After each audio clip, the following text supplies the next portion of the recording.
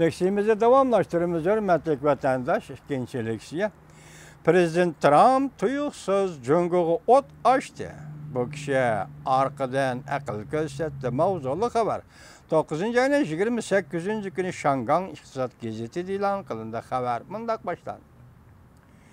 Amerika Qo'shma Shtatlarının Prezident Trump şu yer vaqti 26. günü New York şəhərində Birleşken Devletler Teşkilatı'nın bexatarlik yığınında tuyuqsuzlu Cungo'ya ot açtı ve mındaq gösterdi. Cungo Amerika'nın otları mezgillik saylımığı arılışıdır. Reuters agentlığı bu hareketinin siyaset işki perdesini açıp aslında Aksaray'da dereceden taşkırı katlı kol kişi John Bolton efendinin Cungo'ya katlık meydan kollanışını teşebbüs kılgallıqıdın bulgan işken dep görset. Bu ahval Amerika tarafından Cungo'ya işiltilgan besimleri küçüyüp kalmasın, yani Saudi ticaretinin taşayını da başka sahalarga mı kengiydi kallıqını görüstük ben.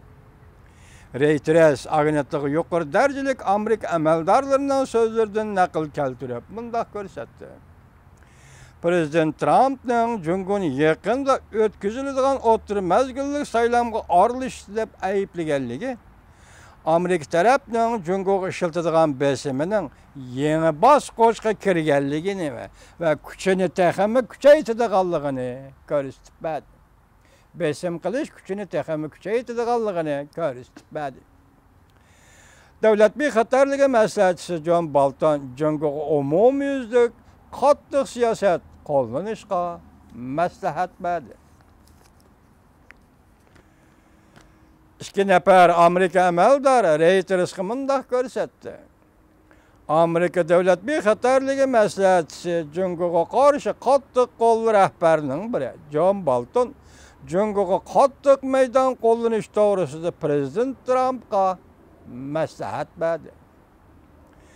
Cungo'ya qattiq meydan qo'llanish keskin savdo urushi bilan chekinib qalmasdan, yani torbat faoliyatlariga Tayvan ve Janubi Deniz talaş tartışlarına mı berep çetelidir.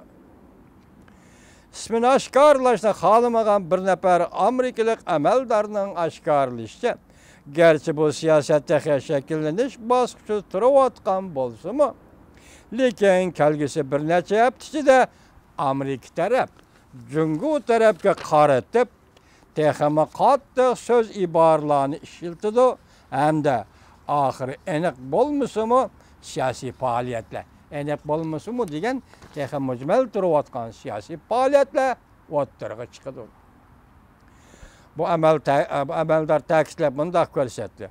Aksarayning ichida nurg'un ameldarlar bargan sari tonib yetdiki, Prezident Trump yuqori darajada ko'rsatma berib, Cungo Rossiyadan qalsalar kuchlik rekabetçi devlet ekanligini, Cungo tarafning dal hozir Amerikaning davlat manfaatiga aralashma jang e'lon qilganligini, Prezident Trump hukumatining ko'p taraflardan qo'l selishi, jumladan siyosiy ta'sir ko'rsatishni kontrol qilish tarafidan qo'l selishi kerakligini ko'rsatib berish kerak.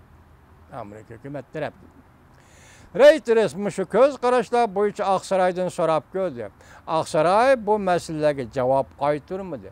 Cungo taraf bo'lsa, Cungo saylamga aralashadi deganlik Cungoni jarohatlantirganlik deb ko'rsatdi.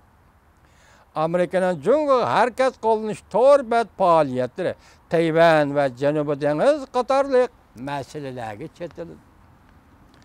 68 yaşga kirgan John Bolton efendi Amerika siyaset sahnesida qattiq qo'l arbab deb qaraladi. John Bolton 1985-yildan 89-yilgacha Reagan hukumatida yordamchi adliya ministri bo'lib ishlagan. 1989-yildan 1993-yilgacha avvalgi prezident bosh hukumatida xalqaro tashkilotlar ishlariga mas'ul yordamchi davlat ishlar kotibi vazifasida bo'lgan. 2001 yıldan 2005 yılgacha George W. Bush hükümetinde Amerika Qo'shma Shtatlari ikkinchi darajalik davlat ishlar katib bo'lib xizmat qilgan.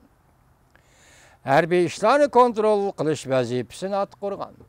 2005 yili Amerika Qo'shma Shtatlarining Birlashgan Davlatlar Tashkiloti turishliq vakili bo'lgan.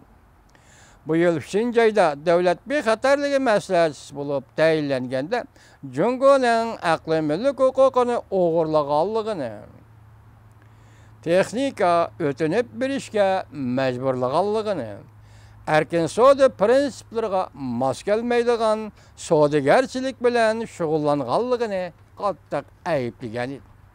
Tayvan masalasi kelganda Jon Bolton Amerika Tayvan uchrashish siyosatiga qo'yilgan cheklamalarni bekor qilishni tashabbus qilib keldi.